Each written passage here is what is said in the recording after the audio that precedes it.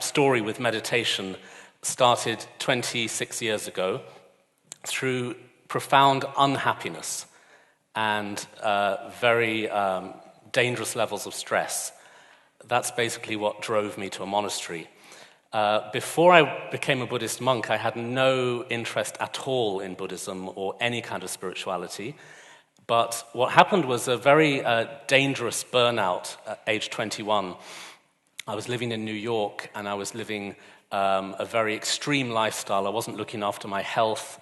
I was going to parties all the time. I was drinking too much. I was smoking. I was really unhealthy in my lifestyle, but mainly also in my mind. I was completely unable to understand my own emotions. I was having panic attacks quite regularly, and these built up like a crescendo and developed into what was almost like a heart attack. So it was very dramatic. I woke up one morning unable to move, and my heart was jumping out of my body. I went from doctor to doctor, and they said, you have atrial fibrillation. Then another doctor said, you have a slight piece missing in your heart that's made you weak and susceptible to stress. Other doctors said you just need to slow down and you just need to learn how to deal with your mind. So I was in bed for about four or 5 months, very, very ill. And it was during that time that I started to read books about meditation. My mother was looking after me. She also lived in the States at the time. And she gave me these books about meditation, which I started to devour. And I started to really get quite turned on to this idea that your mind is something you can train and develop, and you don't have to suffer, you don't have to... The way you think you are now is not your ultimate nature. These are the clouds, these are the weather, there is the sky behind that, there's something deeper. So this idea started to really obsess me, and then at that time, you know how everything just comes together at the right time, an old school friend of mine told me about a Buddhist monastery where you can go for a year to be a monk. And this idea felt completely outrageous, but somehow right. So I went with my friend to this monastery. We both enrolled. She became a nun, I became a monk, with the plan to just stay a year. In fact, I arrived, and after 4 days, I was in the robes with a shaved head and sort of blinking in the sunlight, saying, what have I done? And I remember I just was sort of not sure what to do with myself, but I went to a friend and I said, well, how do you meditate? Because in those days, Samye Ling, which is the monastery I belonged to, was very experimental.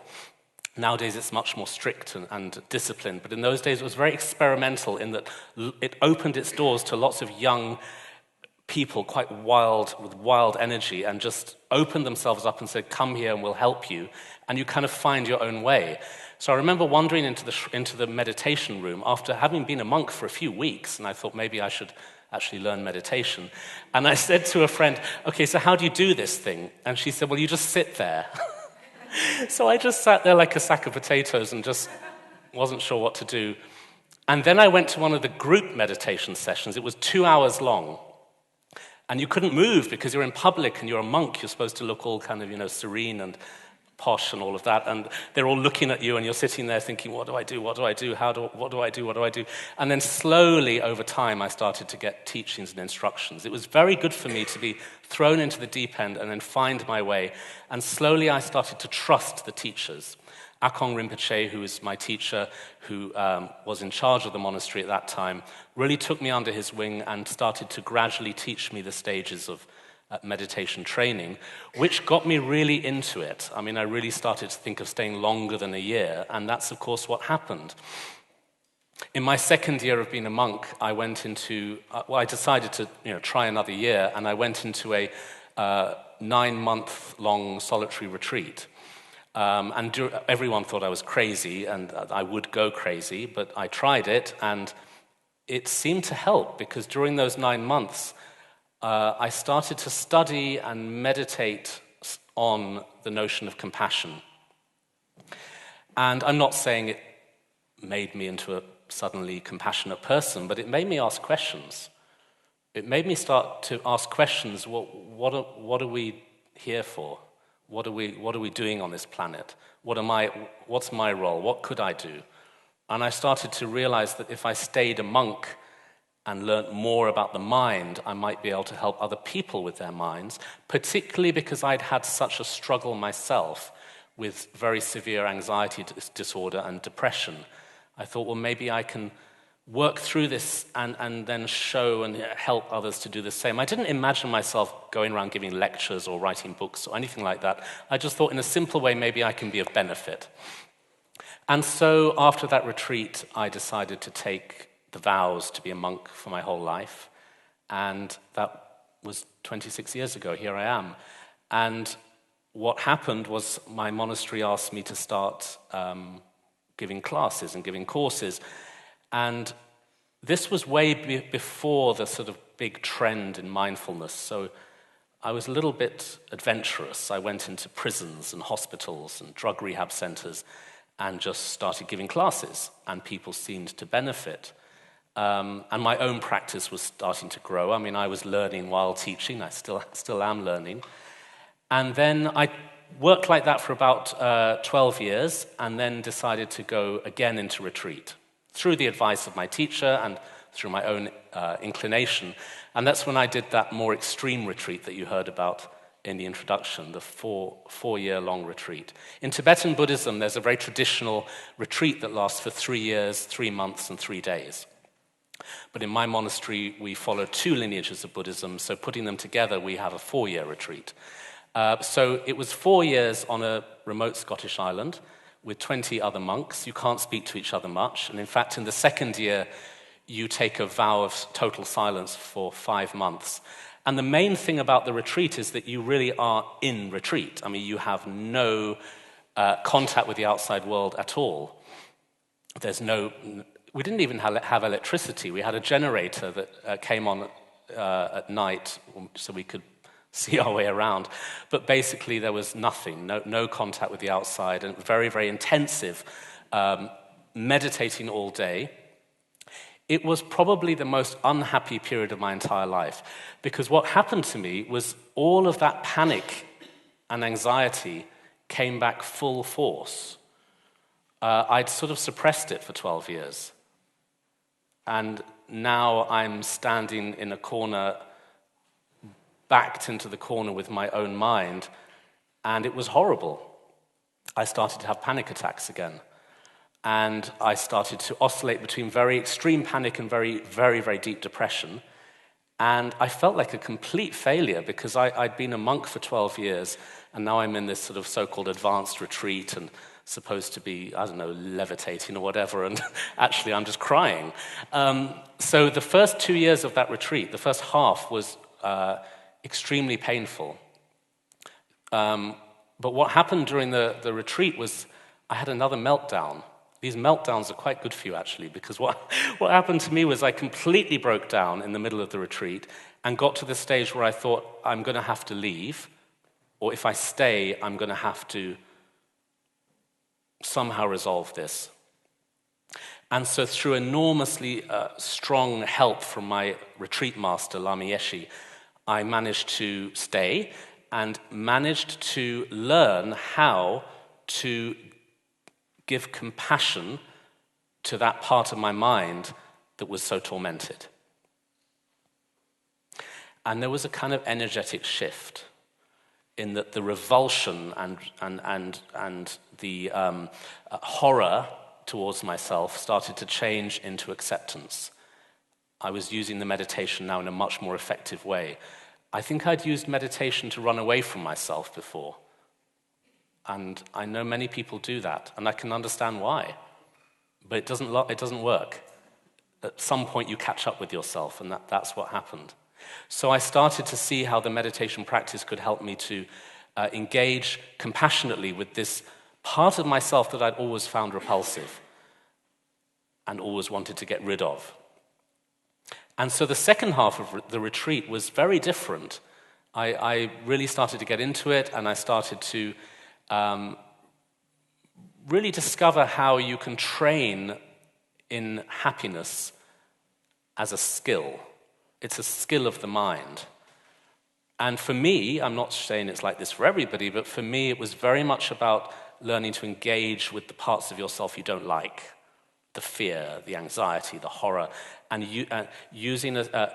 meeting that in a loving way, happiness starts to grow because the resistance drops away.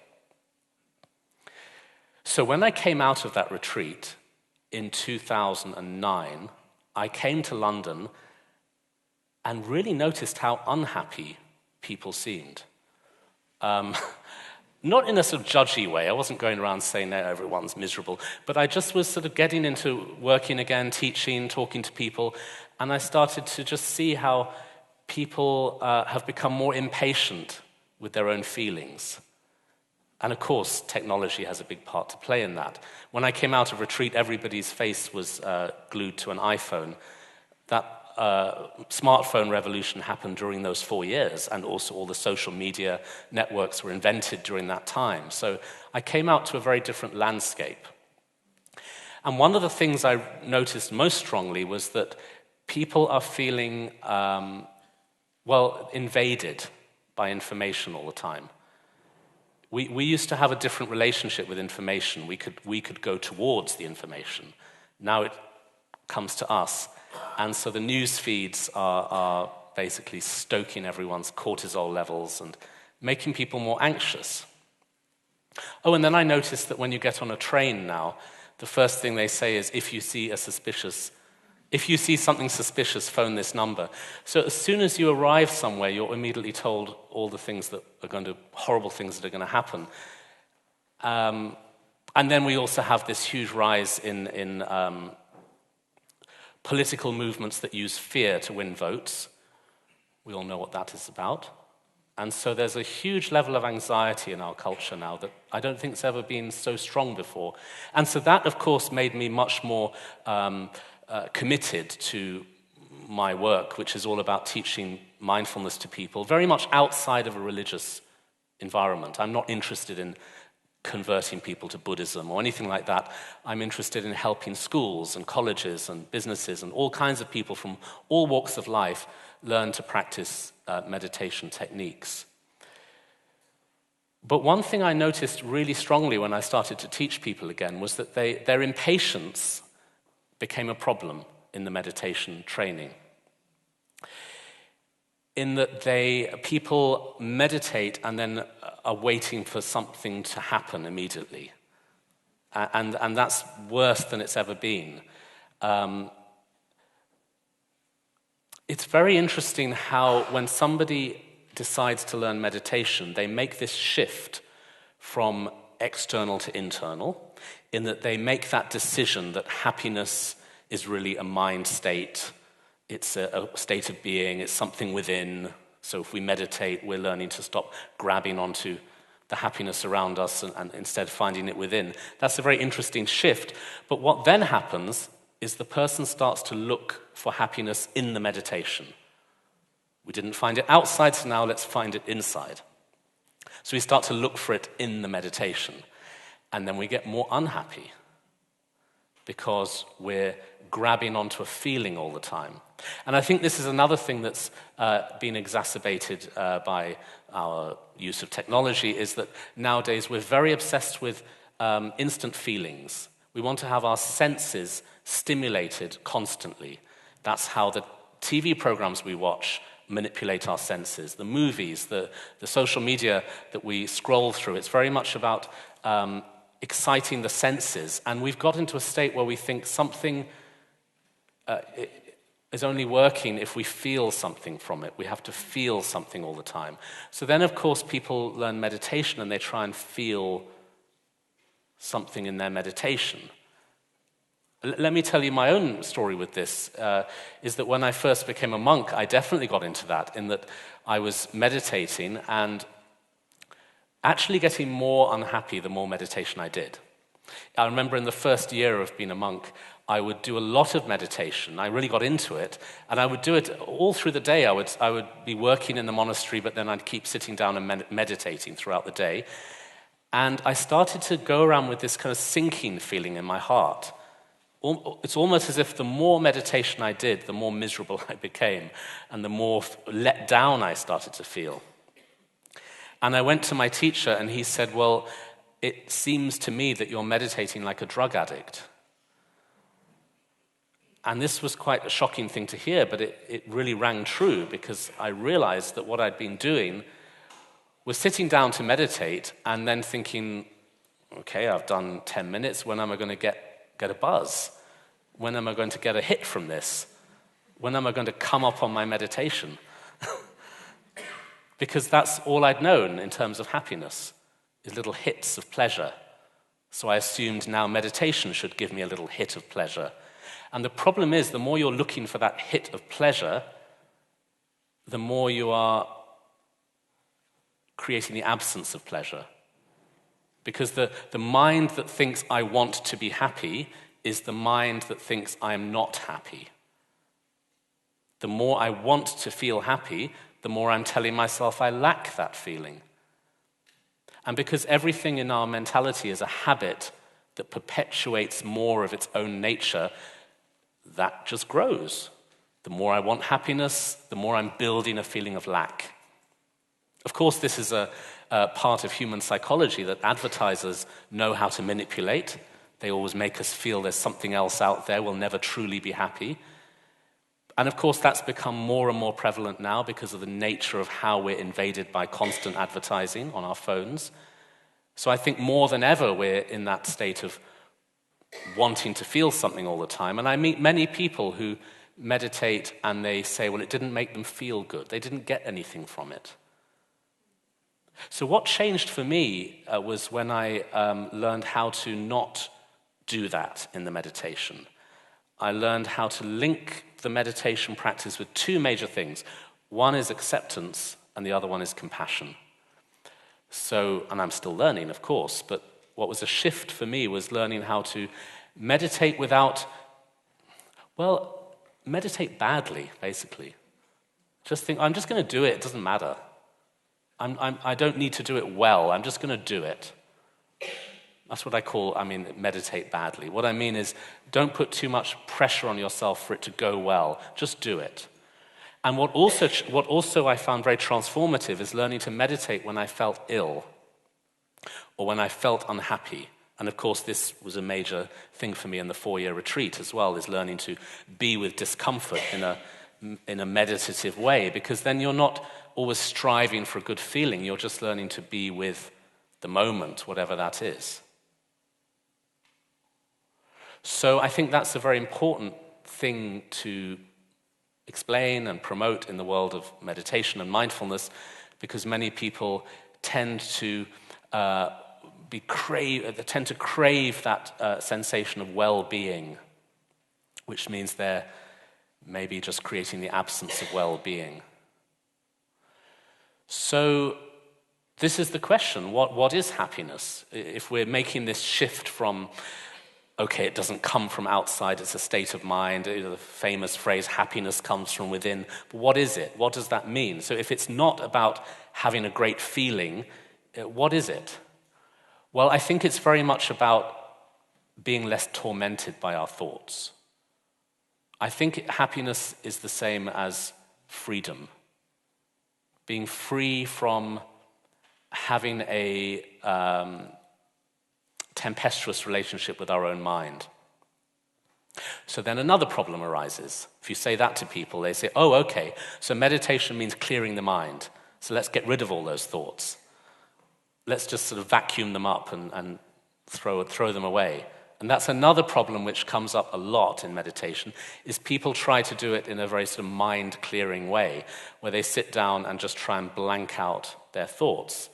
And then it's enormously frustrating, because the more you try to still your thoughts, the louder they shout.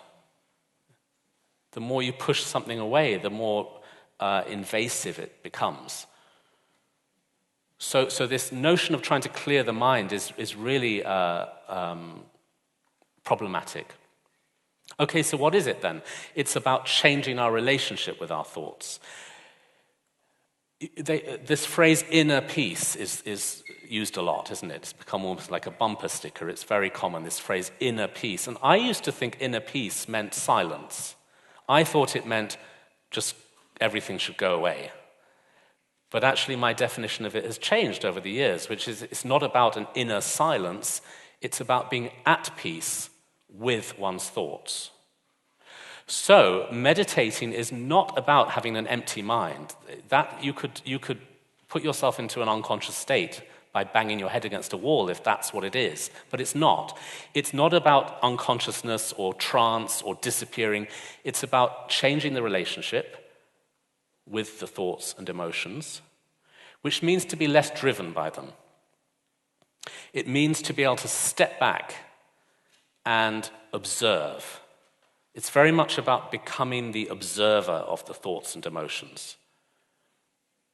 In Buddhist texts, they use metaphors a lot for this around the sky and clouds, very, very kind of common examples used, which is that the mind is like the sky and our thoughts and emotions are clouds in the sky. And of course, the presence of those clouds doesn't affect the sky. The sky is bigger than the clouds. In the same way, our mind is bigger than its thoughts and emotions. When we can take the position of observer, being able to see, and just let the clouds go by, or almost like letting traffic go by on a road. Just imagine you're standing at the side of a busy road, and all these cars are going by. Well, trying to stop the traffic just creates a pile-up. There'll be a crash. But letting the cars go by, choosing not to get in them, would be a very different experience. And nobody says that's how we should live. I'm not saying we're supposed to live a life where our thoughts just go by and we never engage in them. It's just an exercise for 15 or 20 minutes a day, but it will change our relationship with our thoughts so that we can be less controlled by what goes on internally. I think we're all far too controlled by our thoughts and emotions. So even though as a culture we've fought so hard for external freedom, we don't have internal freedom. Because even if we are completely in control of our lives, we're not really in control of our minds, in that our minds often go to places we don't want our mind to go. Anyone who's meditated for 5 minutes knows that. You know how if you sit down and try to focus on your breathing, within about 3 seconds the plan fails because we start writing shopping lists or emails or planning revenge or whatever it is. The mind just goes, and it's quite humbling to see how little control we have. So why is that a problem? It's because when we are suffering, our mind is locked into the suffering. When we're distracted, our mind is locked into the distraction. When we're angry, when we're fearful, when we're sad, there's nothing wrong with feeling these things. It's very healthy to feel our emotions, but to be driven by them and to end up saying and doing things based on those emotional reactions that we then regret, that's a problem. And in fact, all of our social problems stem from that one source. People not being in control of their minds. So, back to the meditation technique, what is it? Well, it's about learning to step back and not engage in such a sticky, obsessive, craving way. But that's quite hard. It's hard to just step back. So we need something to hold on to. That's why we use an object in meditation as beginners. We use a focus. So you could use any focus, but the most easy one is your own breathing. There's many others. Physical sensation, or just the body, or the breathing, or actually any of the senses. You could use sound, you could use visual objects. You can use any focus, but one focus. And the whole idea is you're focusing your mind on that. So breathing, for example, you're focusing your mind on your own breathing. And then the plan fails, doesn't it? We fail in that the mind wanders. But is it failure? That's the question. Is that failing? You see, I think many people see it as failing, and I would question that. So the classic situation is somebody sits there meditating, and they're trying to focus on their breathing, and then they realize that they go somewhere else. Very interesting how that happens, by the way. It's not that we are focusing on our breathing, and then we see our mind go for a walk and end up somewhere else. It's not like that. It's more that we're focusing on our breathing, and then we kind of blank out. We kind of go a bit unconscious, and then we wake up 5 minutes later skiing in the Alps, or whatever it is. We wake up somewhere else, and then we think, oh, where was I? I'm supposed to be meditating. And that's when we feel we failed, because we lost the meditation. But I would question that. I would question whether that really is failing. I would say, actually, that moment of realizing that you got lost is meditation. You are back with the awareness. So it's not a moment of failure, it's a moment of success. And then one brings one's attention back to the breath, gently, just returning to the breath, and then we're off again, and then we bring it back, and then we're off again. Not that quickly coming back, usually a long time, and then we come back. But that strengthens us. That strengthens our ability to be less controlled. Because what we're doing is every time we generate awareness and then come back to the breath, we are thinning down that mental glue that keeps us locked into those distractions and emotions. We're training ourselves in, well, if you read Buddhist books, they talk a lot about this phrase, non-attachment, and people think that means you're not allowed to eat chocolate cake or have friends. That's not true. Non-attachment is exactly what I'm talking about here, which is not being so attached to the thoughts and emotions. So actually, a typical meditation session, with the breathing, for example, consists of 3 parts, which are repeated again and again throughout the session. And that's all we have to do is these 3 things. One part is the part or the phase or the time when we're with the breath. That's the part we all think is the meditation. That's what's, in the textbook, focus on your breath. So that's one part, the time when we are with the breath. But there are 2 other parts. The second part is the moment when we realize we got lost.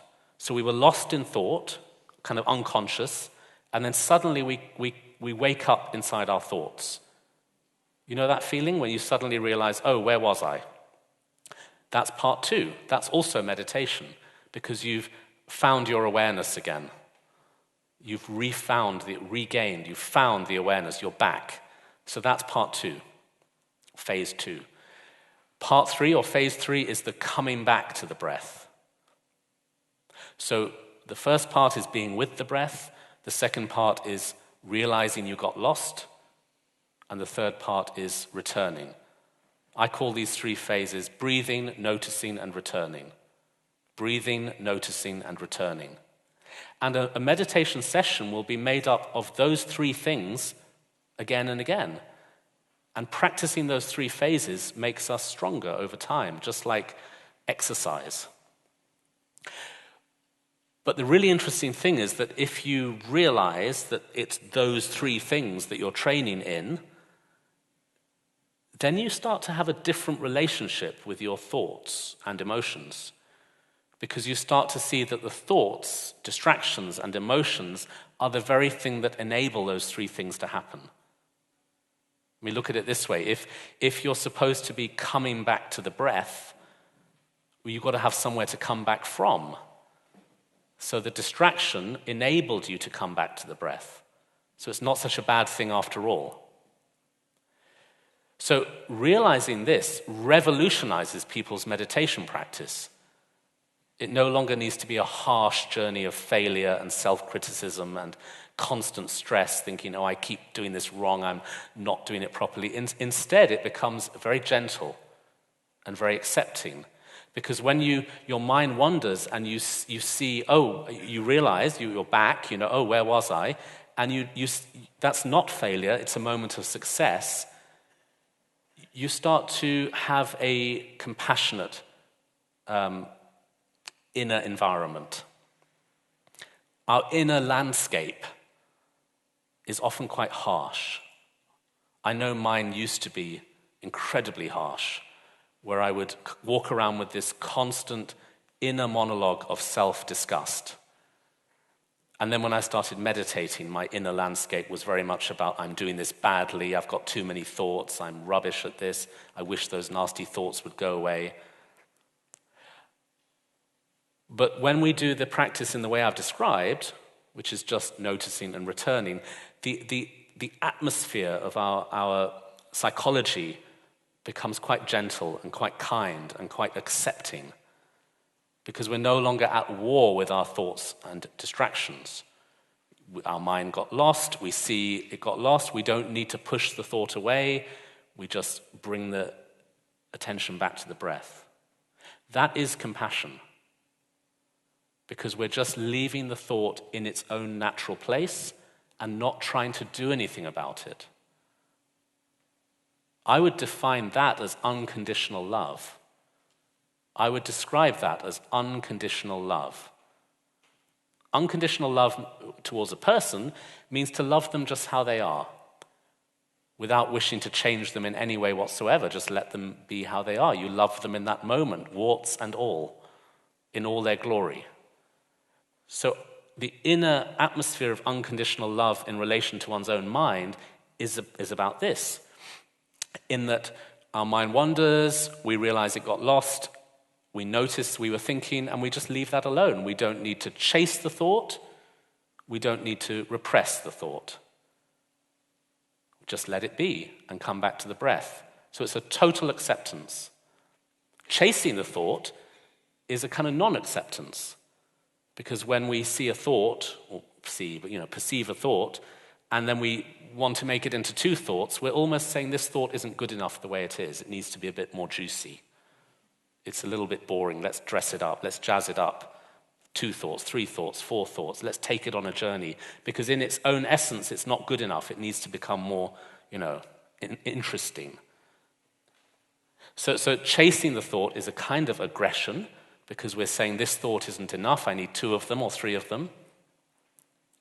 Pushing the thought away is also aggression, because we're trying to destroy it. But just to leave it there and come back to the breath means you're just letting it be.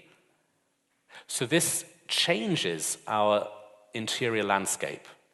It starts to develop you into a person who's filled with self-acceptance and a kindness towards your own mind, which, of course, then will naturally radiate out.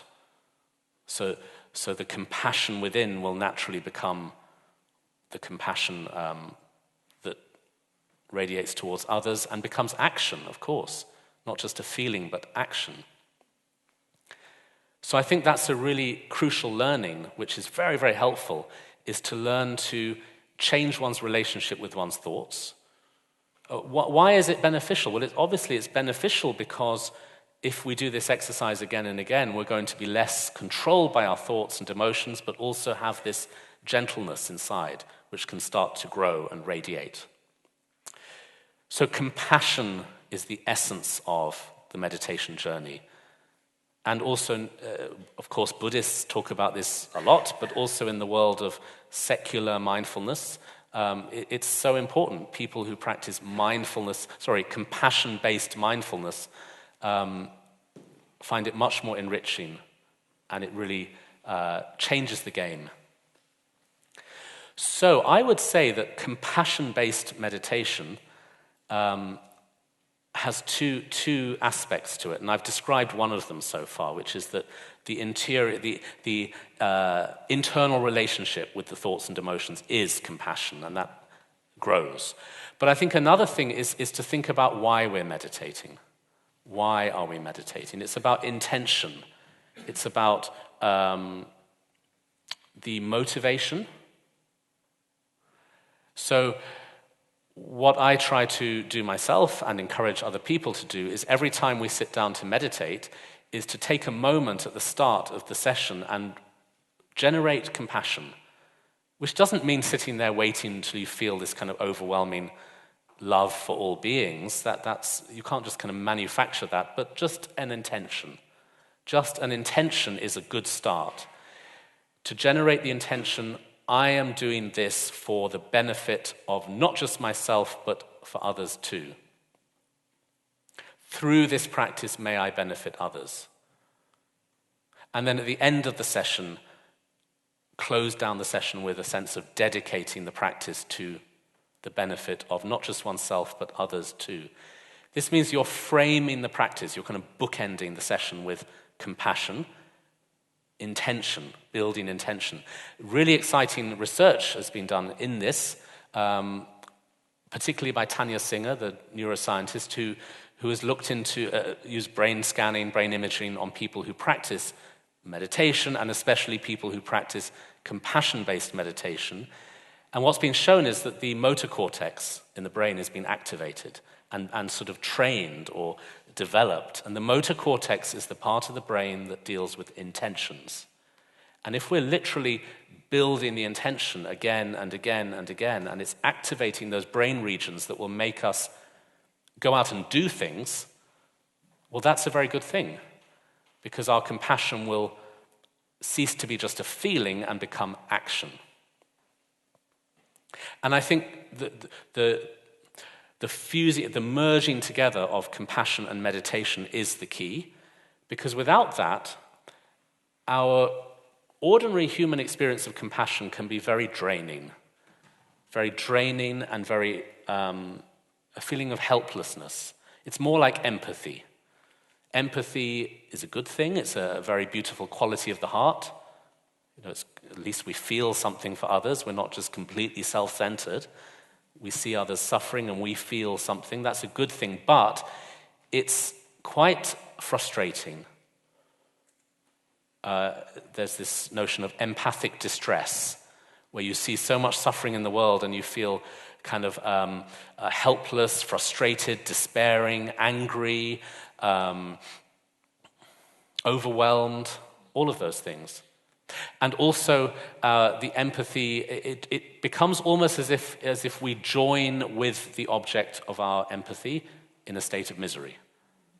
They are miserable, now I'm miserable too. Again, back to the brain imaging, they've shown that when somebody's experiencing empathy, the brain acts almost like a mirror. The part of the brain that mirrors, so if you see somebody in pain, then the pain centers in one's brain start to activate. You feel the pain too. That's why we wince when we see somebody in pain. Somebody's suffering physically, emotionally, and we're kind of feeling it too, just like a mirror, and we become more and more drained, and now two people are suffering. So compassion, you could say, is a sort of upgrade, where compassion becomes a trainable skill of the mind that becomes an action of the body. A trainable skill of the mind that becomes an action of the body, in that we're training in the wish and intention to help others, and that's our regular training, as I've described through the meditation, but also, what does helping others mean? Yes, of course, it means get out there and feed those who are hungry and help those who are sick, of course, but that's never enough, is it? To really help others, I think we want to help them to understand why they suffer and understand how not to suffer, which means to help others to transform their minds, which doesn't necessarily mean going around teaching them meditation. There are many other ways, but it's about becoming the kind of person who can understand why and how people suffer and how to change that and helping them to do that. Because then you're getting to the roots of the problem, not just the symptoms. So this is built through daily meditation practice. Daily meditation or mindfulness, I use the two words interchangeably. Daily meditation practice, building that intention to benefit others, that then becomes who we are. So there's two things going on. There's building the intention, and there's in the meditation itself that growth of gentle acceptance. Because we can't really be compassionate towards others unless we are compassionate towards ourselves. We can't. If we're constantly judging ourselves harshly and criticizing ourselves, that will project out all the time. So those two go together, the intention building and the relationship with the thoughts. become a compassion practice. So, shall we try it? I think let's really make this practical. I'd like to guide you through a 7-step meditation practice, 7 steps. So if you want to join in, please join in. Otherwise, have a quick nap. I don't mind. You'll look the same, so it doesn't bother me. But it's quite useful to sit up straight. That does help.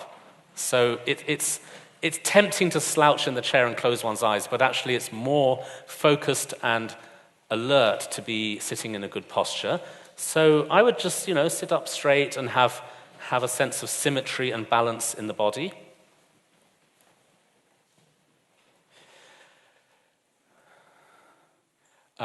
The feet are parallel on the ground, or I've crossed my ankles here because I'm on a lower chair, so whatever feels stable. Your hands can be resting in your lap or palms down on your knees or the tops of your legs. And actually having your eyes open is a very powerful tool, and I'll explain why in a minute. I'll explain why afterwards, but for now just go with me on this. Have your eyes open, but not forced open and not looking around the room, but just gently open, which means that they're sort of not focusing on anything. Your gaze is sort of lowered slightly, but without your face tipping forwards. That's something that happens if you're not careful to keep your head upright. And your gaze is kind of angled downwards into the space in front of you. Blink whenever you need to. Don't hold your eyes open, but just kind of leave them alone, as if you're sitting on the tube and you don't see the face of the person opposite you. Your eyes are open but switched off. Okay, we've just done step 1, which was to get in a good posture. Step 2 is to establish compassion, which means just plant the seed of kindness and compassion by making a deep wish in one's heart. May I benefit others. May I do this practice for the benefit of not just myself, but also others. So we are included in that, but may we help others. May this practice give us the strength, the knowledge, the wisdom, so that eventually we can help others. Create that train of thinking for a few moments.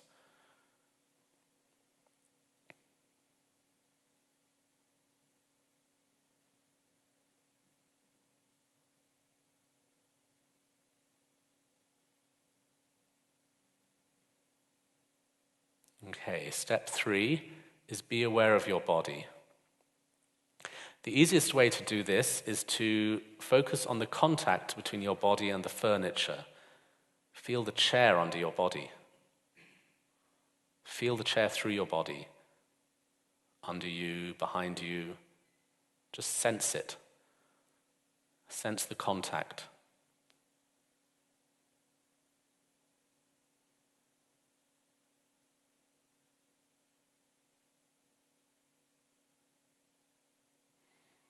Shift your focus now to your hands.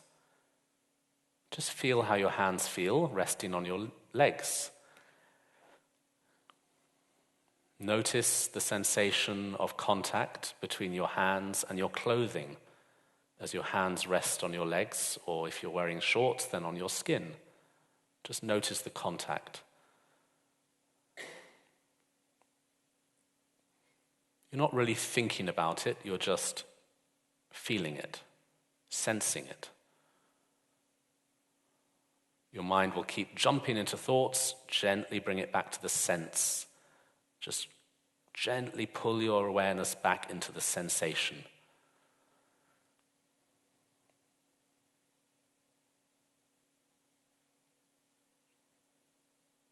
Move the attention up to your abdomen. Feel the waistband of your clothing against your waist. Feel how your shirt or your t-shirt just feels against your skin.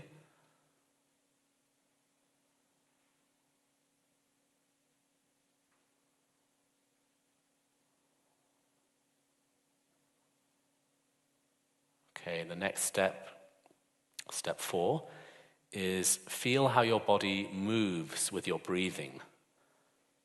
You don't need to breathe deeply or differently, just normal breathing. But feel how it makes your body contract and expand in a gentle, rhythmical way.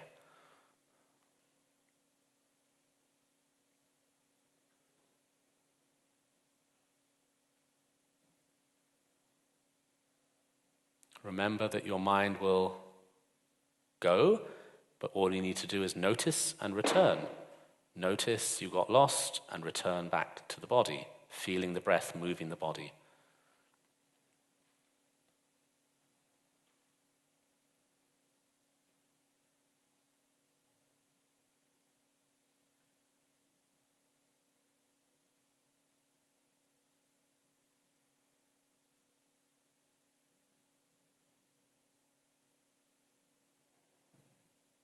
Okay, now the next step is more precise, more focused, closer to the breath.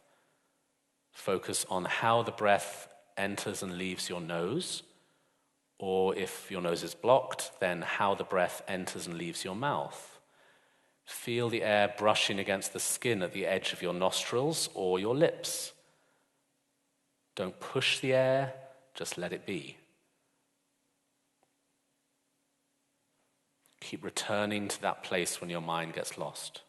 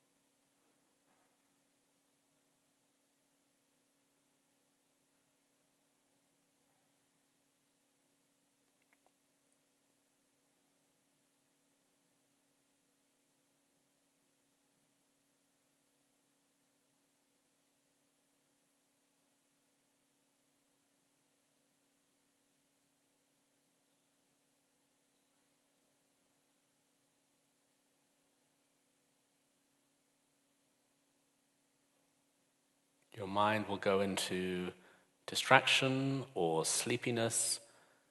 That's okay. It's all part of bringing you back to the breath. Let's try another minute.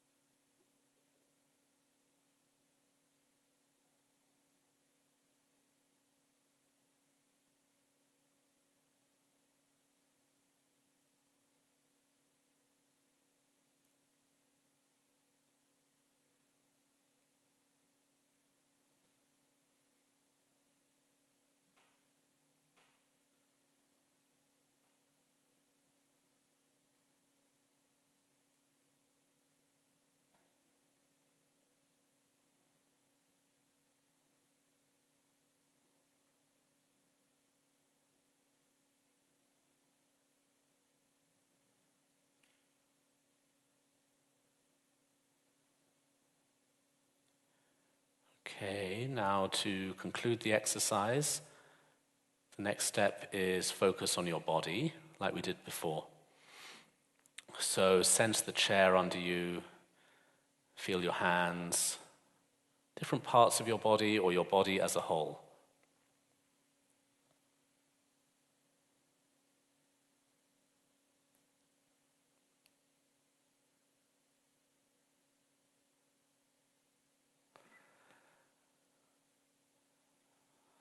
Okay, and then the final step is the compassion again.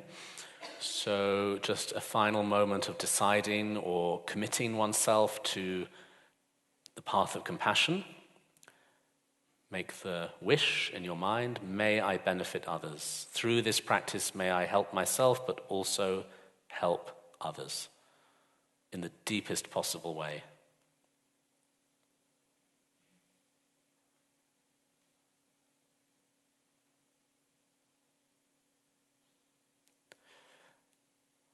Okay, Stop there. Did you fall asleep? Too hot to fall asleep. I've had rooms of people snoring in front of me, so it's quite normal. When you're a bit new to this, you can feel really kind of drowsy. If you're new to it, or if you've done it before but you're not doing it every day, the body sort of just goes into drowsy mode because that's all it knows, either busy or asleep. Those are our two states. So if you do this every day, actually the drowsiness wears off and you start to, you feel more refreshed, you feel more on the ball, on the button, present, focused, aware. So there are many different styles of meditation, but breathing is the most common, and I like to explain it in those different steps because it gives you a kind of warm-up, main practice, and warm down. And of course, we did a very short 5 minutes there, but if you did 10 or 15 minutes a day, it's really, really good. But then, the key point is what do you do with it?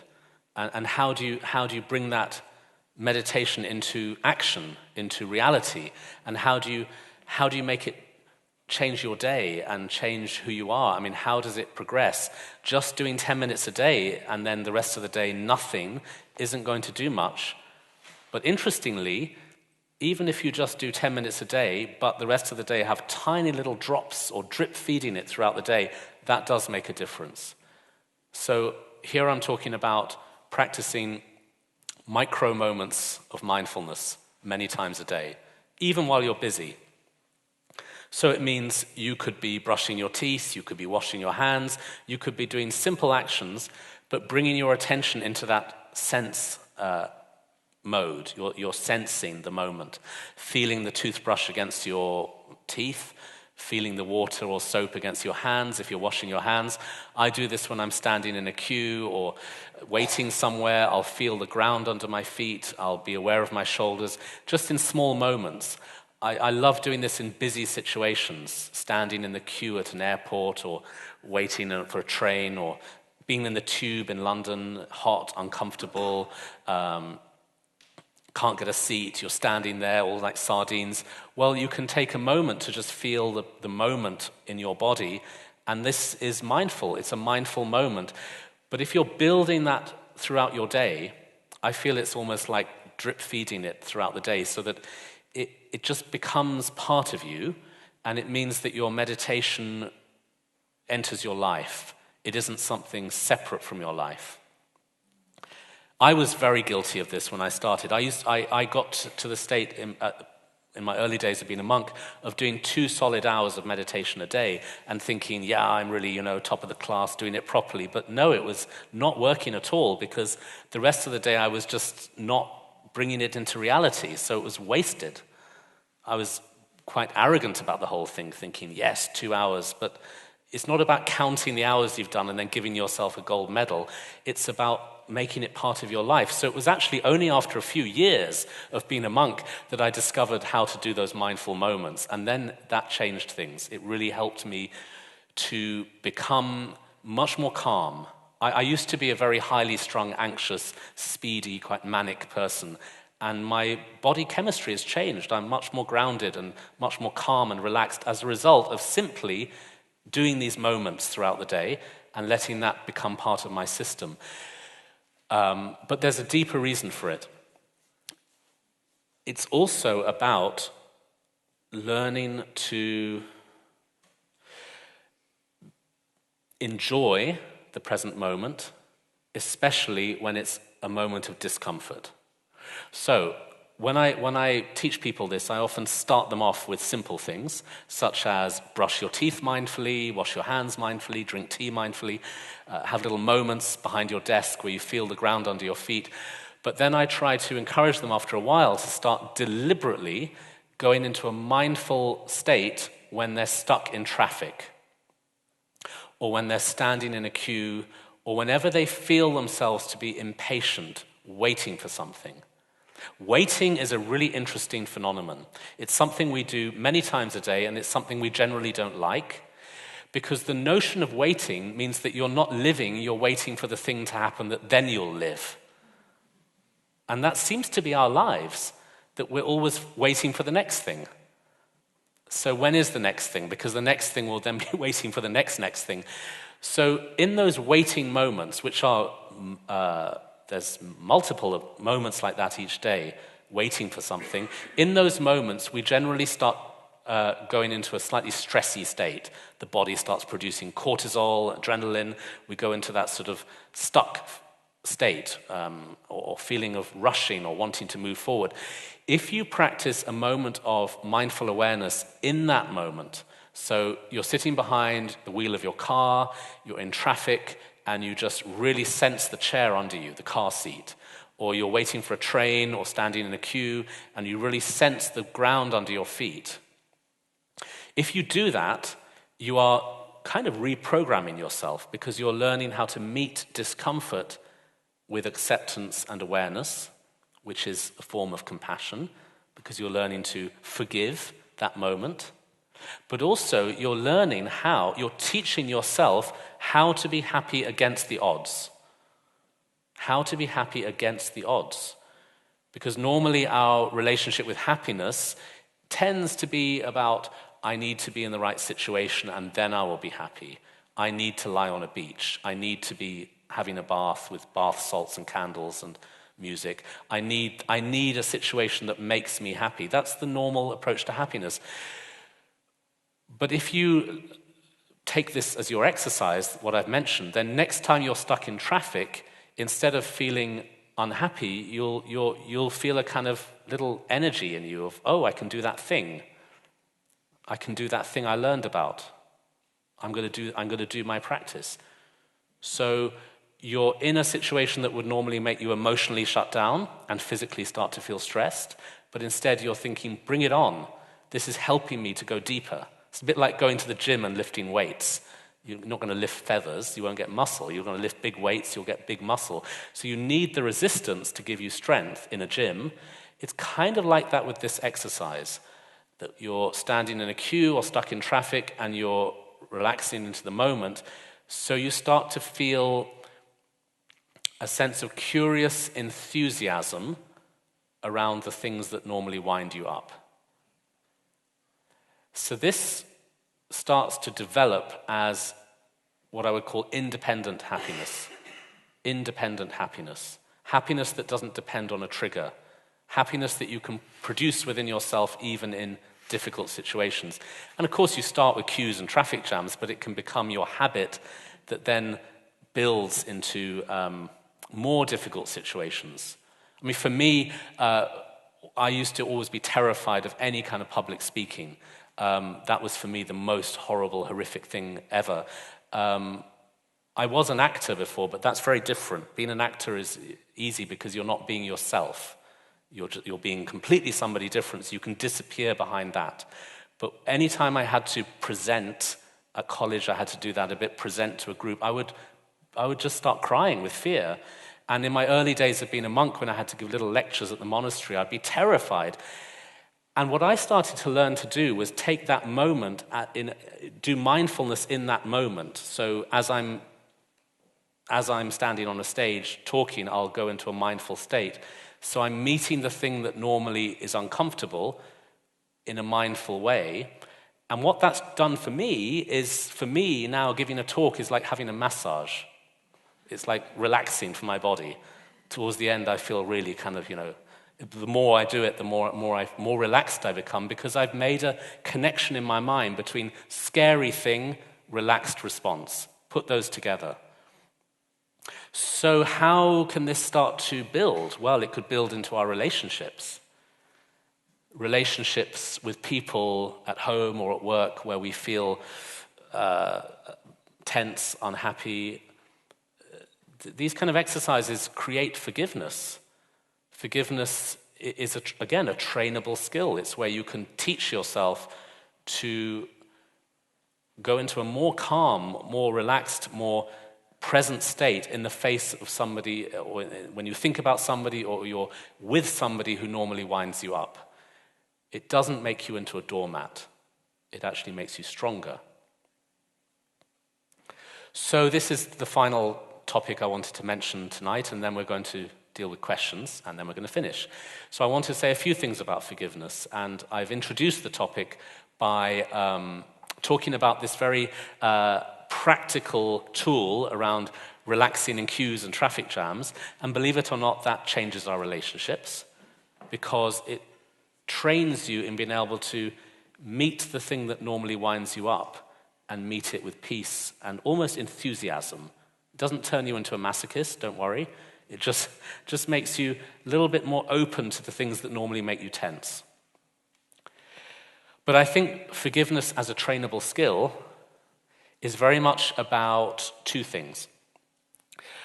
One is that just by meditating regularly, just the meditation alone, even a simple meditation such as what we did with the breathing, just that alone has a very powerful effect on training in forgiveness, because what is it that makes us unable to forgive is how much our mind is tormented by hurt and anger and resentment. So even though something happened with somebody, either 5 minutes ago or 5 years ago, what's happening right now is my mind is locked into a hurt, a wound, an anger, a resentment, whatever the feeling is. It's locked in, and it doesn't know how to unlock itself. We don't want to walk around feeling angry or hurt, but here we are feeling angry and hurt. So meditation obviously is going to loosen up that locked state, because through doing the daily meditation practice, we are learning to be less attached to our thoughts and emotions. That glue that I talked about before. So when you're doing meditation, you may not be directly addressing the hurt that you feel. It might be that you're just sitting there meditating and the mind starts planning menus or thinking what to have for dinner, but that's the chance to then come back to the breath, which means you're weakening the attachment your mind has to its thoughts. So this will have a profound effect on our relationship with hurt and resentment, because we are training in being able to, I don't really like the phrase let go. It's more about just leave it alone and not be bothered by it. Let it be. Do you see how that works? It's a training in not being so controlled by mental habits. So I said there were two things, two major steps in forgiveness training. One is that just meditating anyway will help, but the other thing is through reflection, through what in Buddhism we call analytical meditation, which is to think constructively about something. So meditation isn't always about not thinking. It's not always about the breath or letting go. It's about sometimes analyzing or reflecting on a subject, a topic. The topic being this person who winds you up, this person who hurts you or has hurt you or whatever it is, somebody you know or don't know, somebody you resent. And it's around starting to understand the human condition from a deeper perspective. It's about recognizing that the human being is over-controlled by one's thoughts and emotions, and this is how we are, and this is how everybody else is. So that person who has said or done the thing that we find so difficult to deal with wasn't really out to get us, even if it seemed as if they were. It wasn't a deliberate, planned thing, even if it seemed like it was. They are consumed by their own stress, their own suffering, their own ignorance, their own negativity, their own mental darkness that is a product of everything they've been through in their life. We don't know what happened to them that brought them to this place, but something will have happened. And in this moment, they are behaving towards us in a way that's not, they're almost out of control because they're being driven by negative impulses in their mind. It doesn't excuse or condone what they do, but it helps us to understand it. And to maybe even see how there is a part of ourself that does the same. This, for me, was a very important part of my 4-year retreat. I spent a lot of time in the retreat at night, I would turn the lights off. After the daily program was over, I would turn the lights off and I would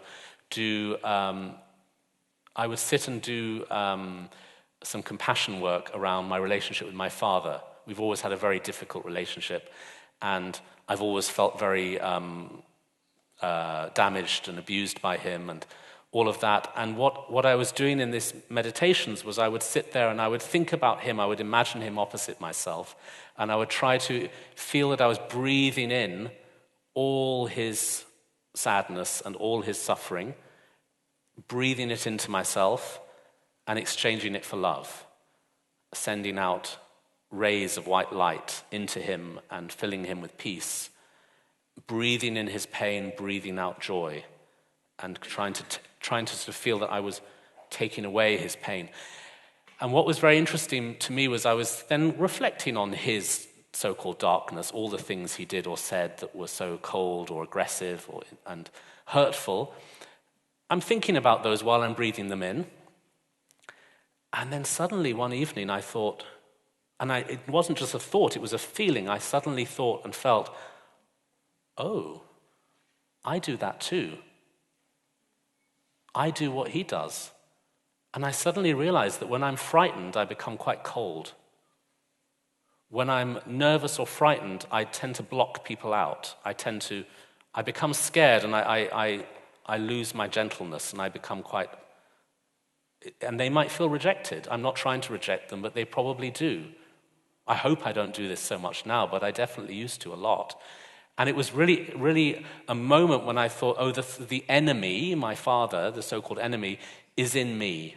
And what I'm finding so abhorrent in him is the very thing in myself that I now know I do and I don't like about myself. So this is the two-way street of compassion, is forgiving them and forgiving yourself. So I just wanted to leave you with that thought at the end of this talk, and I hope some of what I've said has been useful and practical for you, and thank you very much.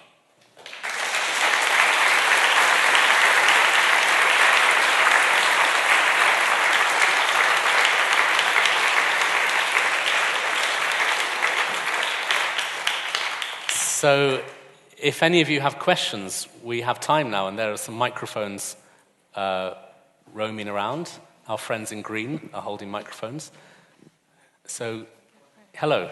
Hi, thank you for that. I don't know about anybody else, but I really needed that this week. It was really, I feel calmer, I feel relaxed, and with some things to go home with. One of the things that I wanted to ask was about the distinction between meditation and mindfulness, if there is a distinction. So I think probably in my sort of basic understanding, I kind of understood what you meant by sort of when we meditate and the sort of cloud metaphor, your thoughts are going, and eventually like a sieve, they'll just start to settle and you'll get more clarity and be sort of more peaceful inside. And then mindfulness, I always thought, was really just being in the moment of what you're doing. So whether you're washing up or you're driving a car, but not necessarily sort of looking at these thoughts coming and going, they might achieve the same outcome. But I think in my mind, I'm not sure if there is a distinction. It feels like there is, but you've interchanged the two throughout the talk. It's a very complex discussion because nowadays some people do separate them, and there's this obviously very popular modern movement around mindfulness, which in some ways is a kind of rebrand. It's a more, for many people, it's a more neutral term. Maybe the word meditation has, to many people, suggested Eastern philosophy, Buddhism, too much, and so a clean slate would be to call it mindfulness. The technique is the same. I mean, if you have somebody sitting watching their breath and saying they're doing meditation and somebody next to them are doing mindfulness, are they watching their breath in a different way? No. So in many ways it's the same thing, and I tend to use the two words interchangeably. But if you want to get really technical, there are many ways of defining mindfulness, and one of them is that it's the thing you do in meditation to bring yourself back to the moment. It's the action of returning. The action of bringing your attention back into the moment is the action, the work of mindfulness, and it also refers to those moments in daily life, which I talked about before, the micro moments. But it's very complex, these definitions. Forget it, just do it. You know, it's just about doing it, and don't worry what you're calling it, but do it. Yeah, great. Thank Thank you. you. Who's next? Anyone who's near a microphone, just go for it. There's a gentleman at the front. Hi. Okay, we'll come to you in a minute. Hello there. Hello Hi. there. I wonder if you see a difference between non-striving and kind of having dreams and having goals. Yeah, this is something I'm kind of confused about. This is always this is a question that comes up regularly, so it's obviously an important one, which is in the world of meditation and mindfulness and Buddhism, we talk about not striving and not and just accepting and letting go, and then would you just become like a kind of just nothing? There's nothing to achieve or nothing to attain. Well, actually, it's more about what you're doing in the meditation session. In the meditation session, there's a funny combination of goal and no goal. The goal part is that we are starting our session with that moment of, I want to benefit others. So that's a sense of goal, isn't it? But then you let go of that, and the meditation itself is, I'm not striving for a particular outcome or experience or feeling. Just let it be however it is. Total acceptance of what it is. That's not going to take away our ambition in life or our sense of purpose. It might, in fact, clarify our purpose, because I think many people have very messy purpose, not actually sure what they want, but they're still striving for something. So I think the more you meditate, the more your mind becomes more refined and clear about what you want and whether it's actually what you need and whether it's actually something that will benefit you and others. So people who meditate a lot tend to become quite precise about what they think is important in life, and they tend to be more motivated by compassion, and they can strive a lot. I have friends who meditate a lot, and they're very busy starting charities, helping people, serving the world in whatever way they can. So there is maybe striving is a bit of a harsh term, but sort of there's a energy of aspiration and action. Does that help? It does a lot. Thank you. Who's next? Hello, I'm Hi, here. Where are you? On the other side of the room. Hello. Hi. I liked how you described massaging regular meditation into yourself. And I liked how you described the 3 stages and where, when you bring yourself back, you're waking up, as it were, in your own bed.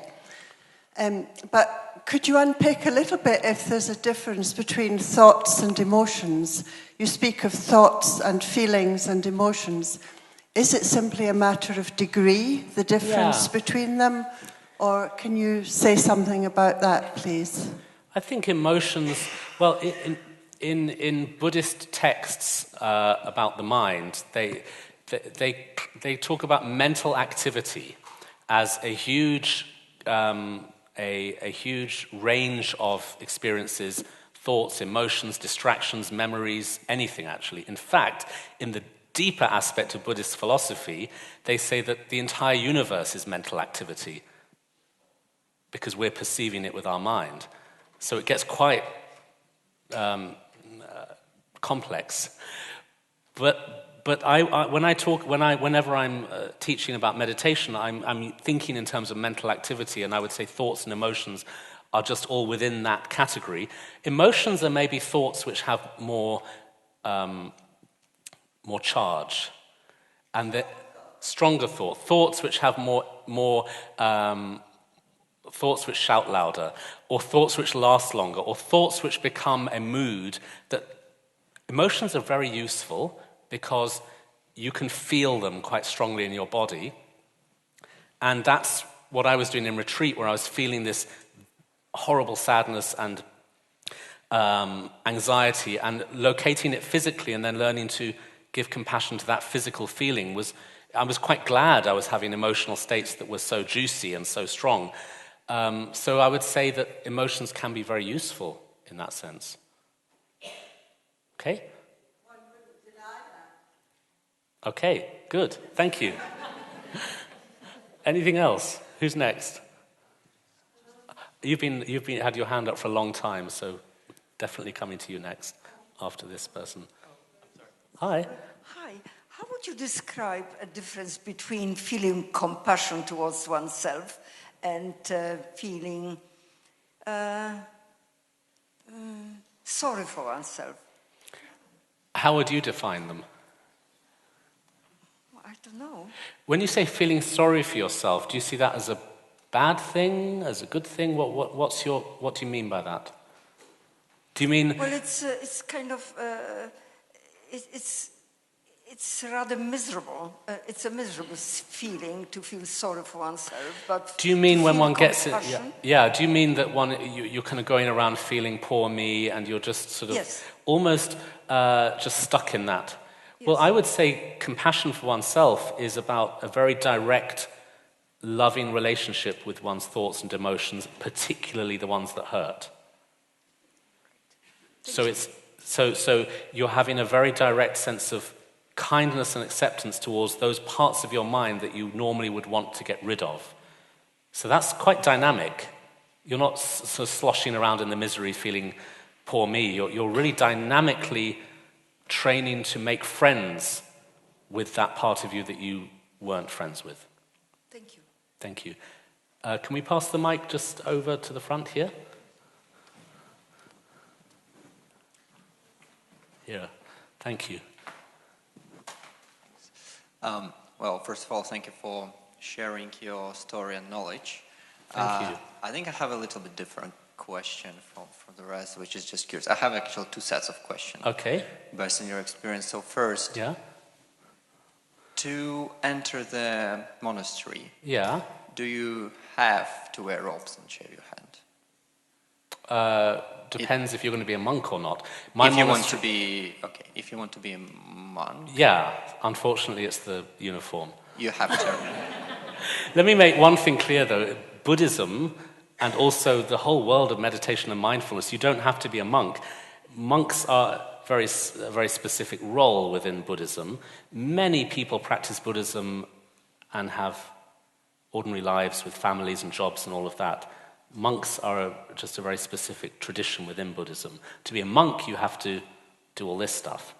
Okay, no, I understand that. And then, so you've given a vow, so you're still a monk. Sorry? You've given a vow, so you promise to be a monk. Yeah, you take a vow for your whole Vow, life, sorry. and you English, follow not my first you language. follow rules. There are 253 vows, Wow, okay, and you keep them. fine. So now the question is then, based on what you've just told me, how does this vows, sorry, yeah, okay, now I know this. Yeah. How do these vows and, the way you have to look serves you to bring this knowledge to people? Well, it's a choice, so I'm not saying everyone should do it. No, of course not. But for me personally, keeping these vows has given me the freedom to serve others. Okay. Because I'm quite an intense, obsessive person. Mm-hmm. So if I'm going to have a relationship and a family, I'll be very obsessive about that, and to the exclusion of everything else.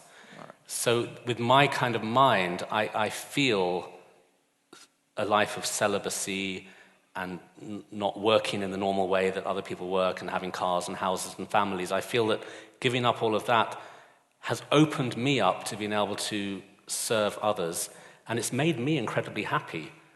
It's not a restrictive life of abstinence. I have a great time. Yeah, I believe this, but at the same time it makes me think that, when you have rules, they help. But isn't that, very simple comparison? If you learn to ride a bicycle, Mm-hmm. and first, you're really bad at that, Mm-hmm. and you have this third wheel kind of Oh, thing, yeah. and you get better in that, and maybe you have four wheels, and then you put one off, and you have three, and then you have and you're even better than that. You're even more confident, and then you put all of them, and you just ride. So now being constrained by some rules which you believe in will help you. Oh, but you're suggesting constraint. I'm suggesting there isn't a constraint, there's a clarifying of focus. Okay, but why do you need to wear, robes to have... Because I want to. Because you want to. I don't need to, but I want to. All right. Okay. I understand. So this is the first one. I'm sorry. I mean, if I took a lot of time, just stop me and just take mic off me. Just go for it. That's fine. So the second one, you're coming from the West to the East to learn Buddhism. Well, no, I went to Scotland. My monastery's in Scotland. Oh, right, your monastery in Scotland. Still doesn't matter. It's it's coming from the East in terms of origins, right? So now there is like a big conception that Western world is all more about science and knowledge, and logically you think through, and a lot of scientists, Albert Einstein, Stephen Hawking, and all these famous people usually come from Western culture, and at the same time Eastern more perceived like wisdom. You're on the clock, by the way, so let's speed this one up. All right, I think that's so. At the other side, there is a wisdom in East, and we can see a lot of Chinese people, if they want to learn science, they go to West, like US and everything. But a lot of West people, if they want to learn a little bit of wisdom, they try to go East. But is it that, have you seen these dynamics, or haven't you noticed that at the end it's all about the same? Well, to me, Buddhism is a science. It's the science of awareness. I'm not so interested in rockets and microscopes. I'm interested in exploring consciousness. And the reason I love Buddhism is because it is incredibly scientific. It's not a religion or a belief system. It's a tool for examining what is the mind. So that, to me, is pure science. Okay? Thanks. Yeah. Thank you. We're on the clock. I think we need to stop. I think that's it. Oh. Okay. It's up to you. Okay. Oh. Hi. Okay. Hello. Oh, that's loud. Hello. Yeah, I guess I'd like to say thanks as well as some of the other people have said, just because so much of what you've been saying has really struck a chord with me. Thank you. I've been scribbling away at all of the things that have been meaningful for me, and I've got pages here. Great. So thank you. Can I borrow them for my next book? Feel free, yeah. I think the main thing that's really struck me was your view of what compassion is, because I think I realise I've been kind of beating my head against a wall in terms of considering compassion as a feeling that I have to have of warmth, of positivity towards myself. Right. So whenever I come up against something that I don't like about myself, I think to myself, I must feel warm about myself, I must feel positive. As soon as you say must, you've locked the compassion's out the window. Yeah, exactly. Yeah. So I think you saying leaving it alone and just allowing it to be has really been a click in my mind. I think that's made an awful lot of sense. Great. So Job done. Thank you very much. Job done. I can go home now. Thank you.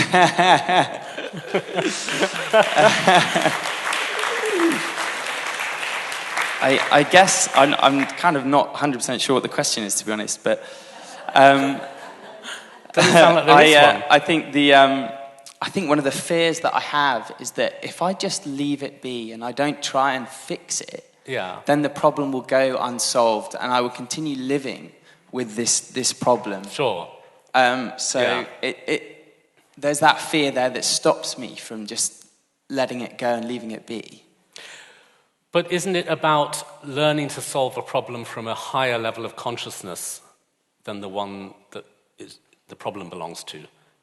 So it's about being able to step back, leave the problem alone, step back, be like the sky, and from that spacious awareness, the wisdom that's inherent in our mind, that's our natural state, will start to give us good ideas. I think it's probably like that, but I'm not sure. Okay. In fact, I'm not sure about anything I've said tonight. Thank you very much. Thanks. Thank you. Thank you. Thank you so much. Please stay on. Thank you very much. Ladies and gentlemen, thank you so much for being here this evening. I found that incredibly helpful, and especially moving at the end with that focus on forgiveness. I thought what you shared about your relationship with your father was really moving. I was reminded of a quote that often stays with me, which is something along the lines of, the people who are in need of the most love show it in the least loving of ways. And there's something about if we can actually empathize with the anxiety and trauma that others experience, that helps us understand their behavior more. So I'm very grateful for you sharing all of what you shared this evening. Folks, do take a chance to check out Thubten's wonderful book, and there's more you can find out about his work and thinking online. We'll send, as we always do, a follow-up email to people afterwards, and that will have some links back to where you can find out more. Just before we show our thanks one more time, just to let you know that we're now taking a break from these events. They're normally monthly. We're going to have a sort of a break in August, so I hope you all have a lovely summer break. Our next event is actually sort of very much building on this theme with another very wise Buddhist-inspired thinker, Mathieu Ricard, who many of you will be familiar with. So Mathieu will be with us in September on Thursday the 5th, back in this same room, so we'll share details about that as well, and really building on the wonderful ideas of compassion and mindfulness that we've been talking about this evening. So just finally, if you could, there's also details of a wonderful compassion workshop by another friend of ours, Jimpa, who's going to be in the UK as a rare visit in September. So if you'd like to take one of those leaflets away, please feel free to. But if not, if you could bring any spare leaflets to the back, and indeed any sort of rubbish from this evening, cups, banana skins, whatever, we really help our team to sort of clear those away. So all it remains for me to say is have a wonderful summer. Thank you for all your support, and please join me in giving Thubten one more big thank you for this evening. Lovely.